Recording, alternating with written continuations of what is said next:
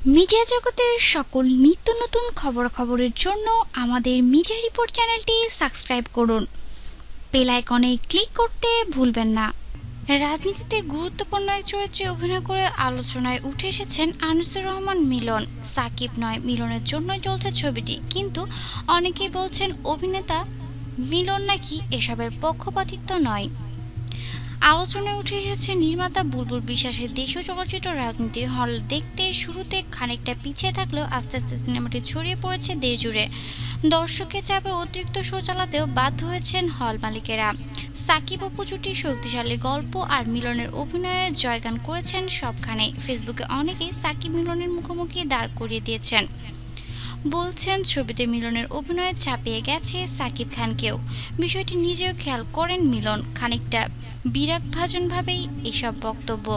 তিনি বলেন, যারা এই ধরনের কথা বলছেন তাদের ছোট করছি না, তাদের উদ্দেশ্যে বলছি ছবিতে আমার ক্রেডিট যদি 1 ভাগ হয় তাহলে তার থেকেও অনেক গুণ বেশি ক্রেডিট আছে সাকিব ভাইয়ের।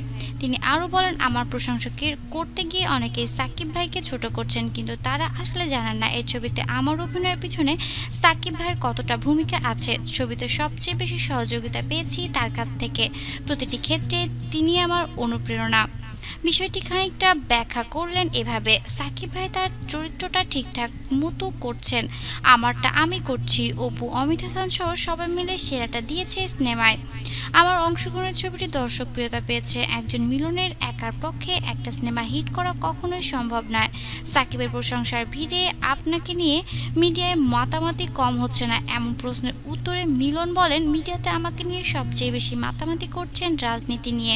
গণমাধ্যমের প্রতি আমার কৃতজ্ঞতাবোধ আছে, কিন্তু আমার আর সাকিব ভাইয়ের মধ্যে ব্যক্তিগত বোঝাপড়াটা গণমাধ্যমে আসেনি, সে কারণে বিষয়গুলো কেউ জানে না।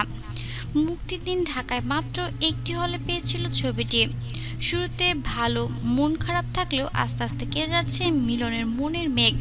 দর্শক, রাজনীতি ছবির মধ্যে দিয়ে মিলন জনপ্রিয়তা পেয়েছে, তবে আপনার কি মনে হয় রাজনীতির ছবিতে কার অভিনয় সব থেকে বেশি ভালো হয়েছে, আনিসুর রহমান মিলন না সাকিব খান? দর্শক, আপনার মূল্যবান বক্তব্যটি অবশ্যই নিচে কমেন্ট বক্সের মাধ্যমে আমাদেরকে জানাতে একদম ভুলবেন না। ধন্যবাদ।